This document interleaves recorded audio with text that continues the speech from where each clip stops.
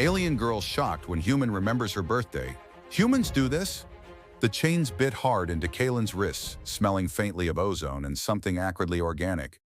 He hung suspended in a cage of crackling energy, high above a floor made of jagged, humming black rock that radiated heat. Below, figures moved in the crimson glow of molten channels running like veins through the floor. His head lolled. They'd caught him trying to scavenge from a downed cargo hauler on what he thought was an uninhabited, godforsaken rock. Turns out, rocks like this, full of exotic minerals, were always inhabited, usually by people who like to flay outsiders and turn their hides into decorative wall hangings. These guys seemed more interested in something else, something ritualistic. Their leader, a tall, imposing figure with skin like polished hematite and eyes that glowed with internal light, was pacing below, speaking in a language of clicks and guttural rumbles. Kalen didn't understand a damn word, but the tone was clear. This wasn't looking good for his long-term prospects. He tried shifting his weight, testing the restraints. Useless.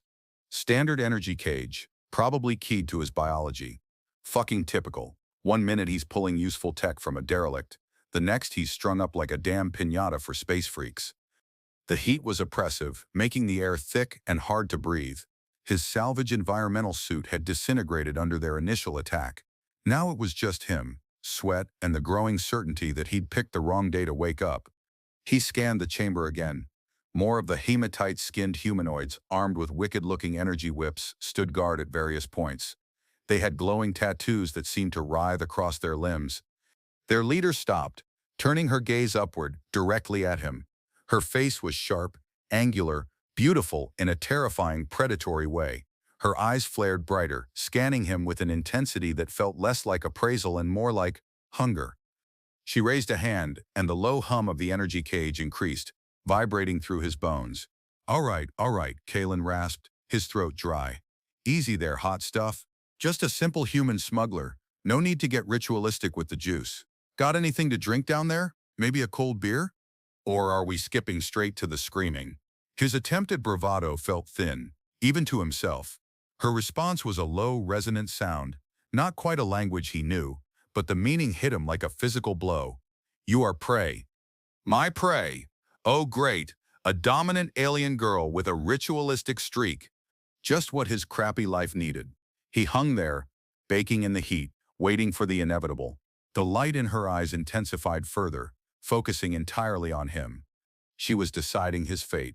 He wondered if she'd prefer him rare or well done. Probably depends on the ritual. Maybe they pickled humans. Fun. The hematite woman approached the energy cage platform. Her movements smooth, powerful. The guards flanking her had similar glowing tattoos, intricate patterns that pulsed faintly. She stopped directly beneath him, her gaze unwavering. Up close, he could see the fine lines etched around her eyes, the almost imperceptible hum emanating from her throat nodes. This wasn't just armor. It was living tissue, fused and enhanced. Human male, she finally spoke, her voice a low, resonant frequency that vibrated through his chest.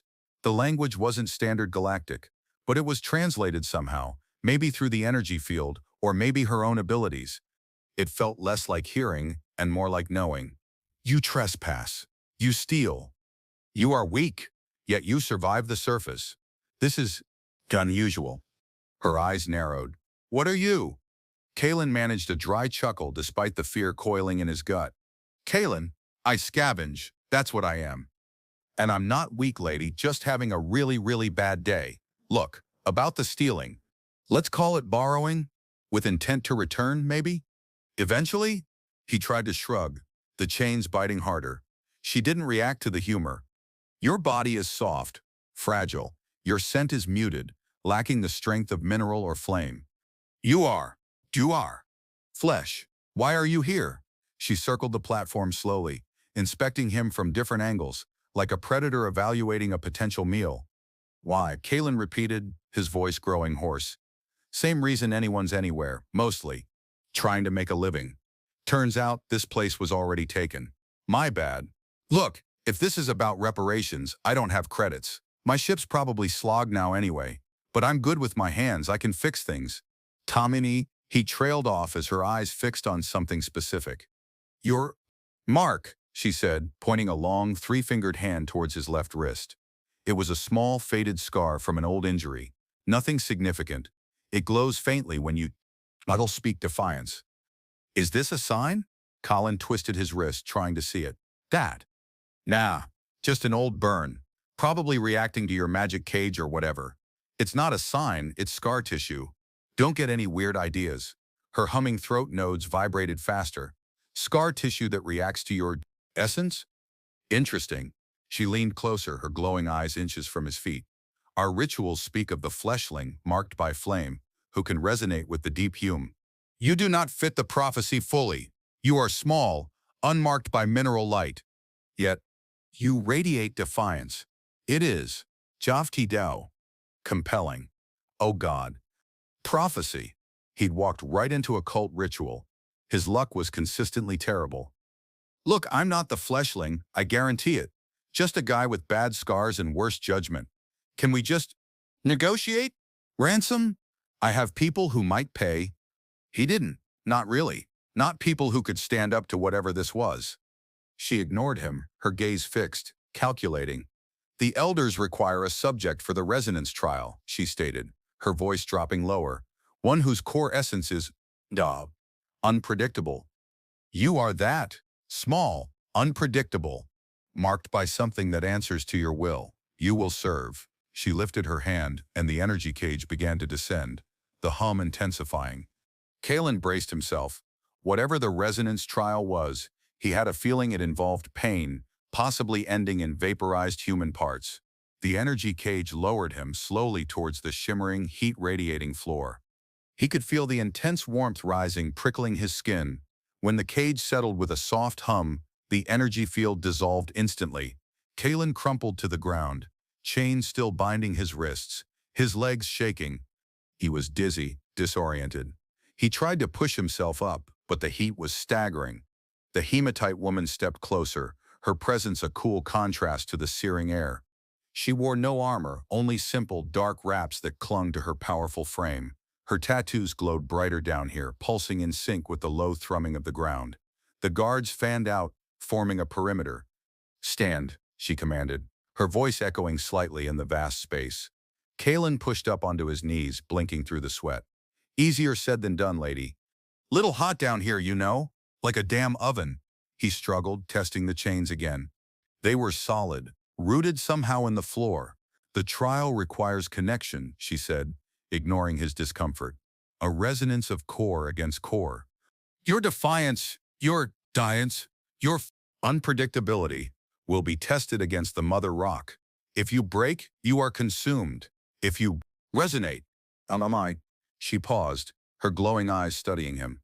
The outcome is unknown for your kind. Unknown usually meant bad. Kalen gritted his teeth.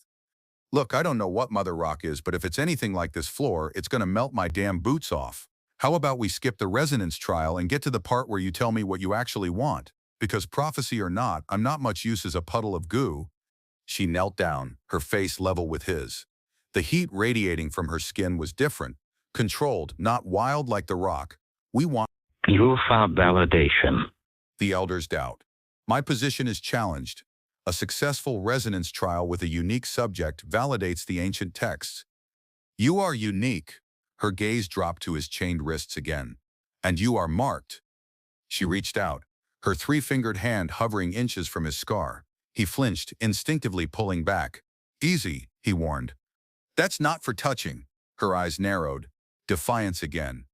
Good. The resonance feeds on conflict, on resistance. She touched his wrist, fingers cool against his burning skin.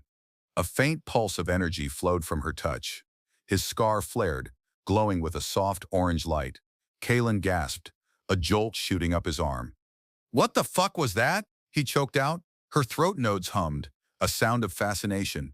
You resonate, she breathed. It is small, uncontrolled, but present. The elders will observe. You will be tested, and I will guide the resonance. Guide it? That sounded ominous. She stood up, her shadow falling over him. Prepare yourself, fleshling. The trial begins when the twin suns align above the caldera. Until then, you remain here, my subject, my specimen. She turned and walked away, her guards following. Kalen was left alone in the oppressive heat, chained to the glowing floor, his wrist throbbing where she'd touched him. Specimen. Great. Just great. His day was somehow getting worse. Hours stretched into an eternity in the heated chamber. Kalen sweated, his clothes clinging to him. He tested the chains periodically, finding no give. He watched the molten channels flow, mesmerized and terrified. The guards remained impassive, statues in the shifting light.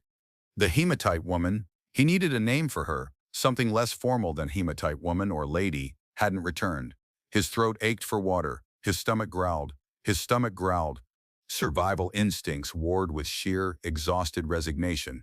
He was trapped, scheduled for some kind of bizarre, fatal energy test based on a prophecy he didn't believe in. This was it, probably. Another dead end in a life full of them. He thought about his past, about the jobs that had gone wrong, the people he'd failed, the guilt that gnawed at him. It all led to this, didn't it? Chained to a hot rock floor, waiting to be juiced by a cult. He looked up at the distant ceiling, trying to find a crack, any escape route. Nothing. Just rock and shimmering heat. Then, a flicker of movement caught his eye. One of the guards at the far end of the chamber shifted, looking not at him but towards an entrance tunnel. A moment later, the hematite woman returned, but she wasn't alone. Two other figures, taller, older, their glowing tattoos more elaborate and pulsing with a slower, deeper rhythm, accompanied her.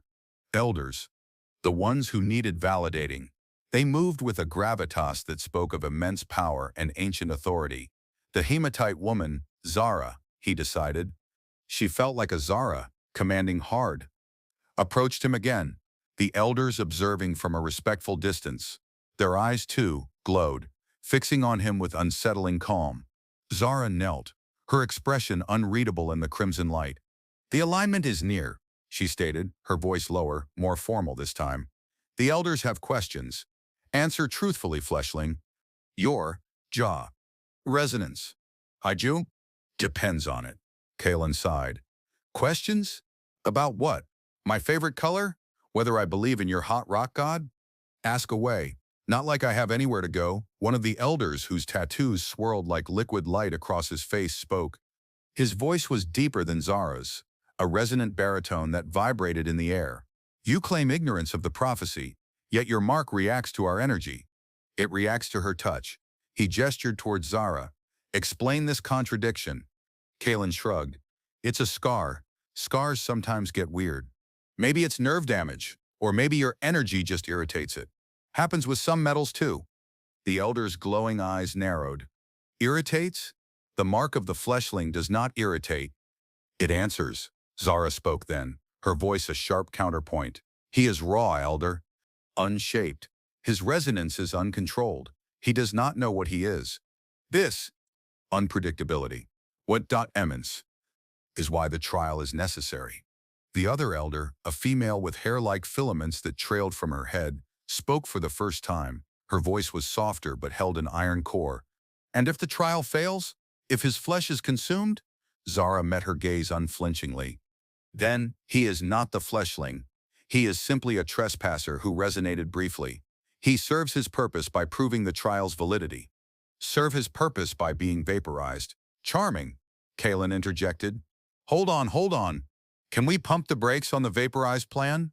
What if I am the fleshling? What happens then? Do I get a parade? A lifetime supply of cold beer? The elders exchanged a look he couldn't interpret. Zara's eyes lingered on him, a flicker of something he couldn't name in their depths. If you resonate fully, Zara said, her voice quiet now, the mother rock claims you, and you become bound to this place, to its power, and to the one who guides the resonance. She looked directly at him. To me, bound to her. That escalated quickly. Kalen stared back, the implication hitting him harder than the heat. This wasn't just a trial. It was a potential mating ritual disguised as a prophecy test. And he was the unwitting groom. Fuck. Bound to her. The idea was intense. Zara watched him, her glowing eyes holding his gaze. The elders observed, silent judges. The air grew heavier, hotter, the hum of the rock floor intensifying. The crimson light seemed to pulse with a life of its own. Kalen swallowed, his mouth dry. Bound, he repeated, the word tasting alien and dangerous. What does bound mean? Like, dub? Permanently? No take-backsies? Zara's throat nodes hummed, a low, almost sensual sound. It means, dull duzay, holden resonance becomes. Jut? Shared. A deep fundamental connection at the core of being. Our energies entwined. It means, that means, claiming, right. He knew enough about various alien cultures to know claiming usually meant possession, often physical, always absolute. So Kalen said slowly, trying to process this insane twist. If I pass your little test, I get claimed. By you, like property, or is this a mating thing? Because if it's a mating thing, you should really buy a guy a drink first, or at least untie him. Her eyes flared with amusement, a rare sight. Your species is direct, she noted, and your attempts at humor are Teenages inquarturing hembior, are Jackson for sunshine cone wheels. Confusing. She didn't deny it was a mating thing, though. Just called his humor confusing. Progress? It is. Tolf, she continued, her tone serious again. Claiming is a form of bonding. In our culture, it is tied to strength, to power, to the resonance. If you resonate, you prove your strength, your suitability. The fleshling is prophesied to be claimed by the strongest of the bloodline, to enhance it, to resonate with the deep hum. Your resonance will strengthen mine, and mine yours. She leaned closer, the heat from her body a deliberate counterpoint to the rock's heat. The elders question my strength. They say I am too focused on the surface, too hard. They believe the fleshling, if he exists, must be claimed by someone with a purer, more ancient resonance. Her gaze was challenging now. If you resonate with me, you prove my right. You become mine, and you elevate my position. If you resonate with another, you become theirs. Or you are consumed. Consumed if he didn't resonate with any of them, claimed if he did, and his fate decided by which of them he resonated with. This wasn't just survival, it was political entanglement on a whole new level. And he was still chained to the floor. Okay, let me get this straight, Kalen said, trying to think clearly despite the heat and the looming elders. I'm here to prove you're the baddest boss alien chick by surviving your glowy rock test. If I live, I'm yours. If I die, well, bummer for me, but I still apparently validate the test? Zara tilted her head slightly. Essentially, though baddest boss alien chick is not the term we use. She paused, her glowing eyes scanning his face. But yes, you resonate with me, you live, you are claimed. You fail to resonate fully or resonate with another, you are consumed. Your choice is only to survive the resonance or not. Choice. He didn't have a choice. He was literally tied down. Some choice, Kalen muttered, shaking his head. Bound to you? Don't lie here with me, know what does that entail? Aside from the whole property vibe, any fine print? Zara's humming increased. It means, shared life, shared resonance. Your body will change, adapt to the deep hum. Our connection will be physical and necessary for both of us. Physical connection, necessary, right. He was starting to get the picture. This was less about property and more about thought, a biological imperative tied to their power structure. And he was about to be thrown into the deep end of it, whether he liked it or not. The elders began to move, slowly positioning themselves around the edge of the platform. The hum of the rock reached a higher pitch, vibrating through the air, through Kalen's very bones. The light intensified. The twin suns must be aligning. The trial was about to begin, and he was still tied up. This was officially the worst first date ever. The hum intensified, becoming a piercing tone that vibrated through Kalen's entire body, making his teeth ache and his vision blur. The chains holding his wrists glowed with the same orange light as his scar. The floor beneath him pulsed, radiating an almost unbearable heat. He squeezed his eyes shut, bracing for whatever came next. He felt a shift in the air, a presence near him despite the chains. He opened his eyes. Zara was standing over him, her form shimmering in the intense light. She held a small, sharp tool made of the same black humming rock. Her expression was intent, focused. The resonance begins, she said, her voice clear even through the vibrating hum. Your mark, Cheeto, must be opened. To accept the flow. Opened? Kalen's eyes went wide. Whoa, wait, opened. What are you talking about? You mean cut? Like, cutting my scar? Zara didn't answer, her gaze fixed on his wrist. It must be a channel, she murmured, almost to herself. A direct path. Before Kalen could protest further, she moved swiftly. The sharp tool pressed against his scar. He felt a searing, blinding pain as she drew a line across the raised tissue, reopening the old wound. He cried out, the sound swallowed by the overwhelming hum. Warm blood welled up, mixing with sweat. Ah, fuck! What the hell are you doing? The pain was incredible, sharper than anything he'd ever felt. It wasn't just physical. It felt like his very essence was being scraped raw. Allow the connection, Zara commanded, her voice stern but laced with a strange urgency. Do not fight it. The resonance demands surrender. Open your core. Surrender? While she was cutting him open? No way. Kalen thrashed against the chains, the pain fueling his defiance. Surrender my ass. You want resonance? Find some other poor bastard. Get this damn thing off me. His struggle only made the chains bite deeper, the glowing light intensifying at his resistance. Zara leaned in closer, her glowing eyes locking onto his. Your defiance is fire, she stated, her voice a low growl. But fire must have a vessel. Do not let it consume you. Guide it towards me. Allow the resonance to flow between us. As she spoke, she pressed her own wrist against his wounded one. Her skin was cool against his burning flesh, but then a wave of intense heat flowed from her, meeting the agony radiating from his open scar. It was a conflicting sensation, a burning coolness that shot through his veins. His scar flared violently, the orange light pulsing in sync with the humming of the rock. Zara's tattoos mirrored the pulse, glowing with the same light. The elders watched, their expressions unreadable. The blood sacrifice reinforces the claim, one of them intoned. Sacrifice? Blood? This was getting more and more ritualistic, and less like a resonance trial. But something was happening. A connection, raw and undeniable, was forming between him and Zara. It wasn't just the pain or the energy flow, it was something deeper, a pull at his very core. His defiance, his fear, his raw survival instinct, it felt like all of it was being channeled, amplified, and drawn towards her. It felt like tone bonding. Through pain, through forced contact, through shared energy, this was their claiming, and it was starting to feel less like being claimed as property and more like being fundamentally altered, tied to her in a way he couldn't comprehend. His struggles lessened, replaced by involuntary tremors as his body tried to process the overwhelming sensations. Zara held their wrists together, her grip firm, her glowing eyes focused on their point of contact. Feel it, fleshling, she murmured, her voice now soft, intimate despite the chaos surrounding them. The deep hum, it flows through you, through me. We are resonating. The resonance intensified, a whirlwind of light, sound, and sensation. Kalen couldn't tell where his pain ended and Zara's connection began. The raw wound on his wrist throbbed, but the agony was overlaid with a strange, exhilarating energy that flowed from her touch through his bloodstream, settling deep in his core.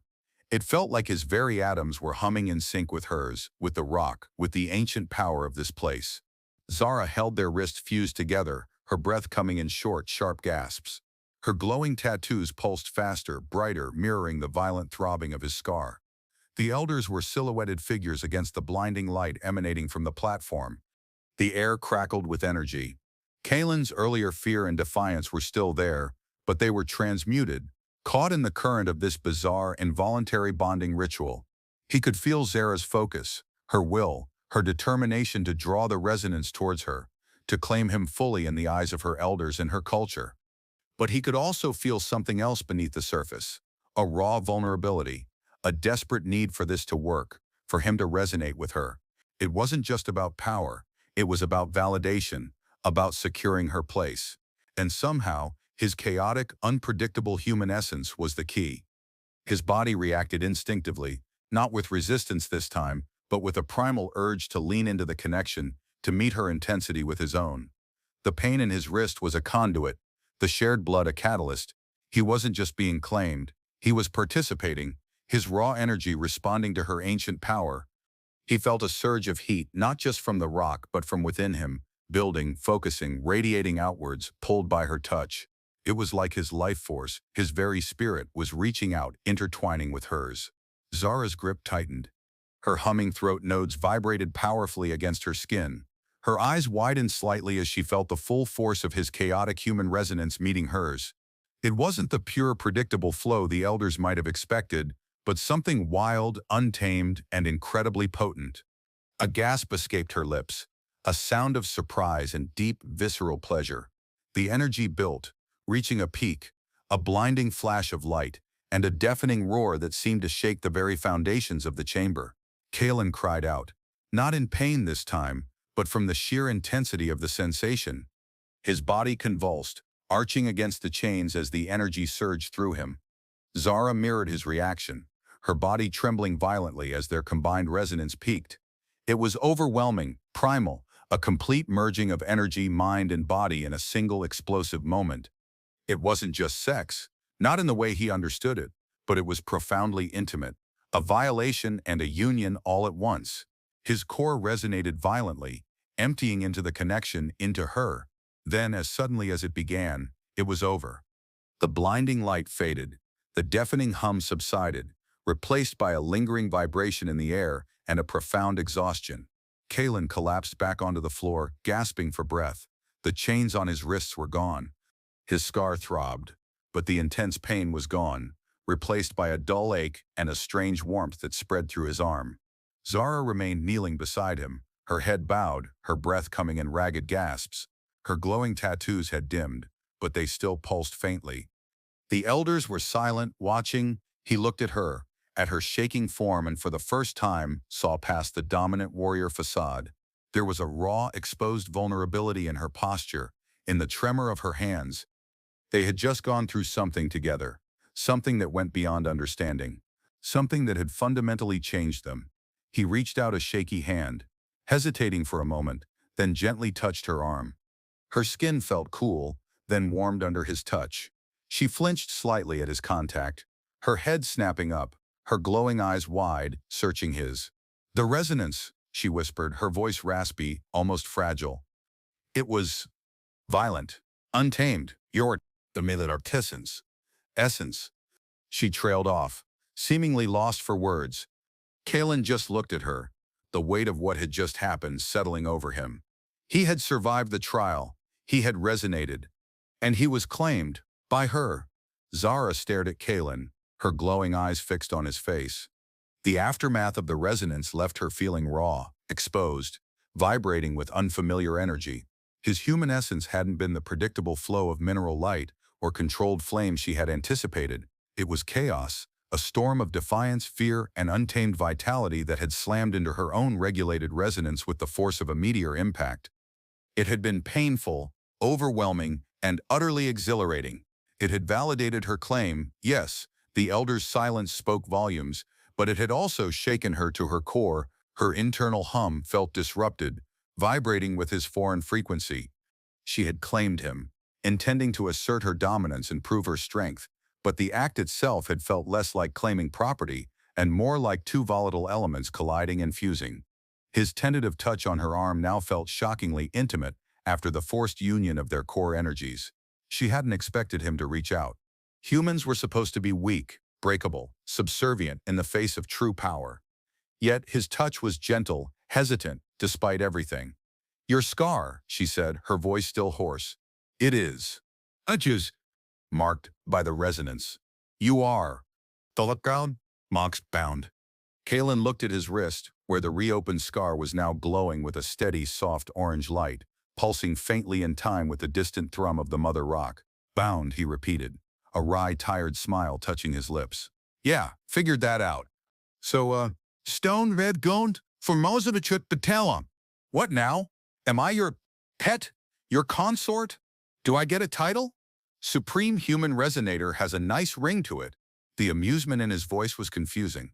He had just been subjected to a painful, involuntary ritual that had likely altered him fundamentally, yet he was making jokes. His species was truly baffling. "You are," Adan claimed. Zara stated, standing slowly, regaining her composure. Her warrior stance returned, but the vulnerability still lingered around her eyes. You belong to me. Your energy is tied to mine. My strength is now, Chani Stobai Stanishiri Tanai Brai, linked to yours. She looked at the elders who remained silent, their gazes assessing. The elders will debate, but the resonance was clear. He is claimed, by me. She turned back to Kalen. You will come with me. You are no longer a trespasser. You are part of my household, my dull bondmate. Bondmate. Okay, that was a step up from specimen or pet. Bondmate, Kalen mused, pushing himself to his feet. His legs were still wobbly, but the energy flowing through him felt different, steadying. All right, bondmate it is. Does this bondmate gig come with medical benefits? Because my wrist is killing me, and I could really use a shower. And some actual food, not hot rocks. Zara stared at him, unaccustomed to such mundane concerns immediately following a profound ritual of claiming and resonance. Medical benefits? She repeated, stumbling over the unfamiliar word. Cleanliness is necessary for the resonance. Food, dofkol, sustains the form. These things will be provided. But your focus should be on the bond, on our connection. Colin walked towards her, testing his balance. He felt different, lighter, but also strangely grounded, connected to the pulsing rock floor in a way that hadn't been there before. The scar on his wrist felt like a part of him now, not just old damage. Look, the connection is great, truly mind-blowing. But my stomach doesn't understand resonance. It understands empty, and my skin understands filthy. Let's handle the basics first. Then we can talk connection and bondmate philosophy, all right? He stopped in front of her, looking up into her glowing eyes. Despite the power she held, the ritual they'd just completed, she seemed slightly thrown by his pragmatic human concerns. It was a small, unexpected shift in their dynamic, a tiny moment of dominance reversal, unintentional but effective. He was claimed, yes, but he wasn't entirely broken. And maybe, just maybe, that unpredictability was exactly what she needed. Back in Zara's private chambers, a place of cool mineral walls and softly glowing phosphorescent moss, Kalen finally got his shower. The water was warm, soothing, washing away the grime and sweat of the chamber. He examined his wrist. The wound had sealed itself, leaving the scar even more prominent and still glowing faintly. It pulsed with a gentle internal light, a constant reminder of the bizarre involuntary union he'd undergone. The bond felt like a physical presence, a faint hum at the edge of his awareness, connected to the similar hum he could feel emanating from Zara in the next room. It was unsettling, but not entirely unpleasant. It was just Kabobble there. He wrapped a soft alien fabric around his waist and stepped out. Zara was waiting, dressed in different wraps, her glowing tattoos vibrant in the subdued light. She watched him with an intensity that still felt predatory, but now mingled with something else. Curiosity? Uncertainty? Your body is clean, she stated, stating the obvious. Does this enhance the resonance? Kalen shrugged, toweling his hair dry. Feels better, that's for sure. Hard to resonate when you're feeling gross, you know? Comfort is key. He tossed the towel aside. So, bondmate, what are the rules? Do I have to call you Mistress Resonator? Bo, when you enter the room, can I still swear? Because I'm really attached to swearing. Zara's throat nodes vibrated with what he was beginning to recognize as a form of alien amusement. Swearing is loud, unnecessary, but it seems integral to your speech pattern. The resonance did not strip it from you. She stepped closer, her glowing eyes scanning his body. As for rules, you are mine. Your loyalty is to me. Your energy is to complement mine. You will share my space, my life.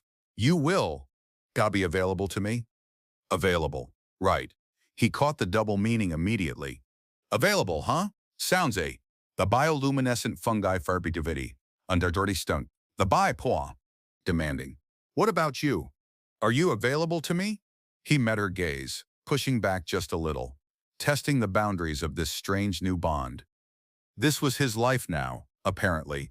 He wasn't going to just roll over and be a passive specimen. He was Kalen. Scavenger, smuggler, now somehow bondmate. He had a right to ask questions, even dirty ones. Zara tilted her head. I am the one who claimed. The need flows from the claimant, but the resonance is shared. If you require the attitude, the connection, I am bound to provide it. She reached out, her fingers tracing the line of his scar. The contact sent a familiar jolt through him, a surge of warm energy that made his skin tingle. The act of resonance was his claiming, unclaiming, but it was also necessary for the bond, for our intertwined energies. It will be necessary again to strengthen the link, to maintain the resonance. She wasn't just talking about energy transfer. She was talking about sex, necessary sex, dictated by the bond. Great. His love life was now officially tied to alien ritual and energy requirements. Necessary, huh? Kaelin echoed, trying to keep his tone light despite the sudden spike in tension. Her fingers lingered on his scar, sending waves of heat through him. How necessary are we talking? Daily? Weekly? On a schedule? Zara's eyes flared brighter. The resonance demands it when the energy requires balance. You will feel the need. I will feel it. It will be jamming enough. Blood at the command of the detergatives day up. Undeniable. She looked at him, her expression shifting. It wasn't just dominance now. There was a flicker of something else. Hesitation?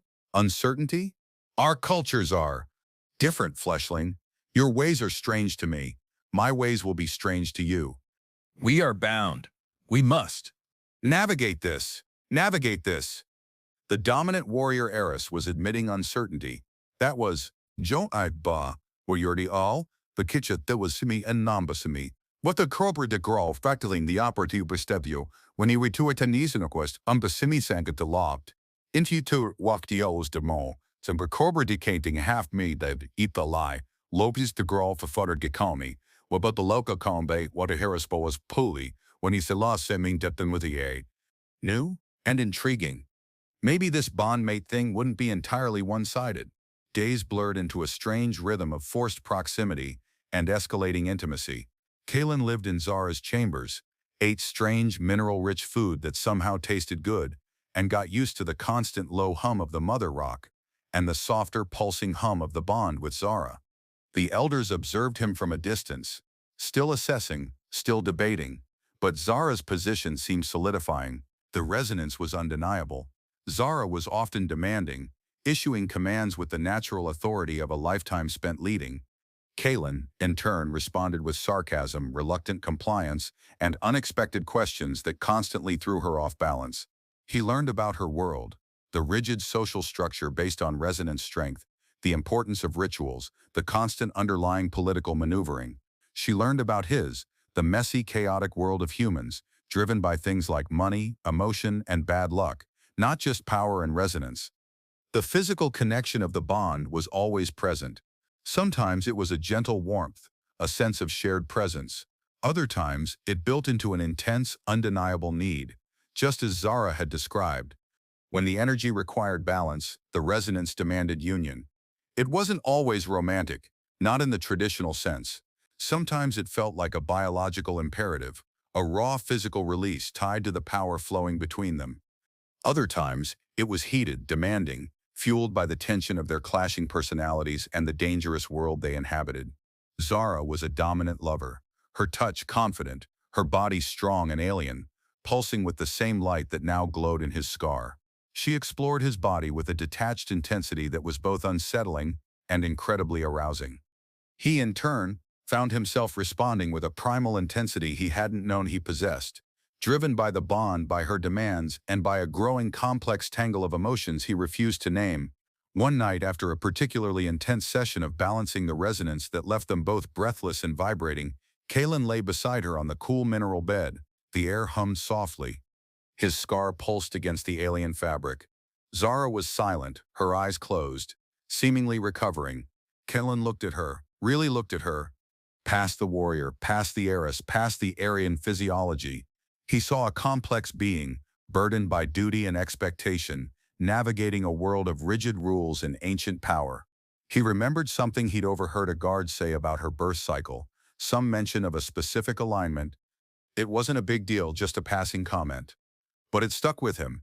He didn't know if her species had birthdays if they marked time that way. But the idea, it felt important, like a way to see her not just as a claimant, a power source, but as an individual, a person. "Hey, Zara," he said softly, breaking the silence. She opened her eyes, her glowing gaze meeting his. "Fleshling," she responded, her voice flat. "The resonance is balanced. You may rest." "Not about the resonance," Kalen said, shifting closer. "Just, I heard something, a while back, about, dawn your cycle, your birth alignment." Zara's expression remained impassive. "My birthing alignment is known. It dictates my position in the hierarchy." "What of it?" Kalina hesitated, feeling awkward. This felt incredibly human, maybe even stupid in her world. But he had to ask. "Well, Dak, where I come from. Guy, we mark that day. The day someone was born. We call it a Jantuwana birthday. And I'm gonna remember it." He paused, watching her face carefully. "Is today, or was recently, Birthing alignment day. Zara stared at Kalen, her expression a mixture of confusion and disbelief. "Abdomix. Oh, birthday?" she repeated, the human word strange on her tongue. Her throat nodes vibrated with uncertainty. "You, daw. Mark the day of birthing?" Kalen nodded, feeling a blush creep up his neck. This felt incredibly vulnerable, admitting this small, sentimental human custom in her harsh, pragmatic world. "Yeah, it's a thing. A way to do the stiff, tire out Tom Eifert to one at Coldman. You're a man. Acknowledge someone, celebrate their existence, I guess, or just remember they're still around." He shrugged. "Not a big deal, really. Just, something we do." He watched her face, which remained frozen in shock. The glow in her eyes seemed to dim slightly as she processed the concept. "Remember, existence?" she murmured, as if tasting the words. "But existence is a constant, a state of being. Why mark a single cycle rotation?" Kalen fumbled for an explanation. "I don't know, it's just the traditional. It's a time to think about that person. Give them. Tom dop tabaway goat. Shide, Ottawa trome occurred too. Maybe a small gift. Or just tell them you. I want you remember them." He trailed off, feeling increasingly foolish. This wasn't resonating with her at all. Her eyes widened slightly. "Humans. Remember each other's birthing cycles? And, provide gifts?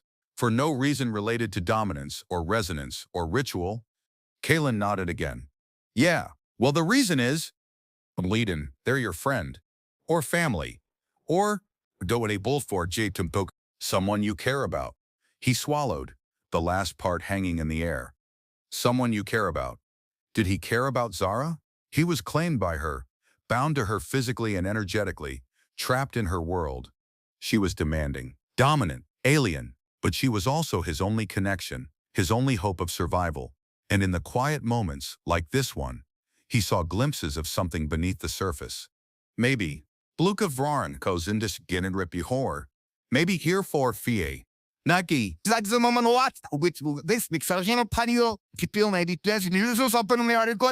Maybe he did. Her internal hum, which he could now sense clearly, was chaotic, racing. She was clearly processing this entirely alien concept. "Humans. Died. Do this?" she asked again, her voice barely above a whisper, filled with genuine astonishment.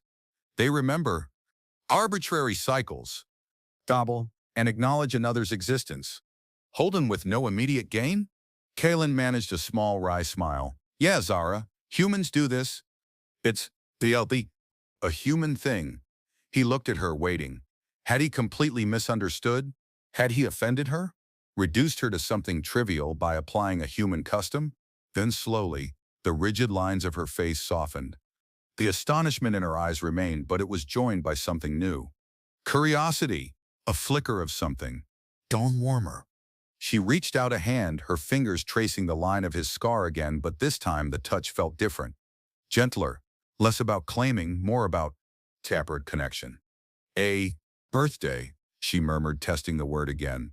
"No one has ever, Juni Turwito Pristalive Gomer chance. No one has ever Bristalive Gomerj. When he knows it with this emoting it he fei. Remembered mine. No one has ever correct my existence in this way. Her voice was low, vulnerable. It was the first time he'd heard her sound anything other than commanding or determined. This simple, silly human custom had pierced through her alien shell in a way that dominance displays and power struggles never could. It wasn't about strength or resonance or ritual. It was about being seen, being remembered. And in that moment, Kalen felt the bond between them shift. It wasn't just physical or energetic anymore. It was something deeper, something reaching towards the emotional. The vulnerability in Zara's voice hung in the air between them. No one has ever called out her buckle die one. The Maitadze remembered mine. It was a stark, simple statement, yet it spoke volumes about the isolation of her position, the transactional nature of her world. Kalen looked at her, at the raw emotion flickering in her glowing eyes, and his own guarded facade cracked a little. This wasn't just about survival or ritual anymore. This was about two vastly different beings finding a tiny patch of common ground, a moment of shared humanity, or perhaps shared vulnerability, in the harsh reality of their bond. Well, Kalen said softly, reaching out to take her hand. Her skin was cool, dry, but her grip was strong. Now someone has, I remember. He held her gaze, letting the sincerity of the statement sink in. He didn't have a gift. He didn't even know the exact date, but the gesture, the simple act of remembering and acknowledging her, seemed to resonate with her more deeply than the entire elaborate trial he'd endured. Zara squeezed his hand, her fingers tightening around his. The humming of their bond intensified, but it felt different this time. Not a demanding surge of energy, but a gentle thrum of connection, of recognition. Kalen, she said, using his name for the first time without a prefix or title. Just Kalen. It felt significant.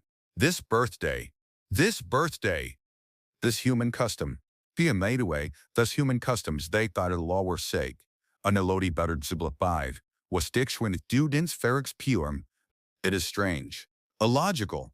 Yet, she trailed off, her glowing eyes searching his face. It makes me to feel.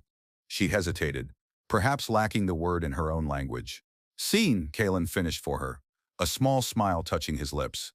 It makes you feel seen, she nodded slowly, her gaze unwavering. Yes. Seen, the space between them seemed to shrink, filled with this new, fragile understanding. Their bond, born of violence, ritual, and forced proximity, was evolving into something else entirely. It was still dominant and submissive in many ways, dictated by their natures and cultures, but now there was a layer of something genuinely emotional, genuinely personal. Later that cycle, the resonance balancing occurred again, but this time it wasn't just a primal physical act driven by biological necessity.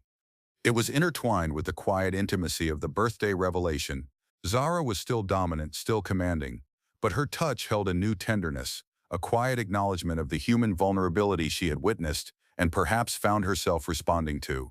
Kalen, in turn, responded not just with raw instinct, but with a deeper connection, a sense of giving as well as receiving. The act of sex became not just a ritual of claiming an energy transfer, but an expression of the complex, messy, unexpected bond growing between them. After, they lay together, entwined on the cool mineral bed, the glow of their bonded scar and tattoos a silent testament to their union. Zara rested her head on his chest, listening to the unfamiliar rhythm of his human heartbeat. Your heart, she murmured, the sound vibrating through him. It beats erratically, not like the steady hum. It feels emotional. Kalen smiled, running a hand over the smooth, warm skin of her back. Yeah, well, that's humans for you. Lots of emotion, lots of noise. He held her closer, feeling the weight of her body, the steady thrum of her internal energy against his own chaotic pulse. They were still from different worlds, bound by strange rituals and alien biology. Their life together would be complicated, dangerous, and filled with misunderstandings. But as he lay there, holding the powerful alien warrior who was now his bondmate, the woman who had never had a birthday remembered until now, Kalen felt a quiet certainty settle over him. They would navigate it together. His chaotic human heart beating against her ancient, humming core, a new resonance forged in fire, ritual, and the unexpected tenderness of a remembered day. The elders might still watch, the cult might still pose a threat, but in this moment, in the quiet after the storm, the only thing that mattered was the two of them, bound by a force neither fully understood, but which now felt undeniably real. The future was uncertain, but for the first time since he'd crashed on this rock, Kalen felt like he wasn't facing it alone. He had a bond mate, and maybe, just maybe, he had something resembling love.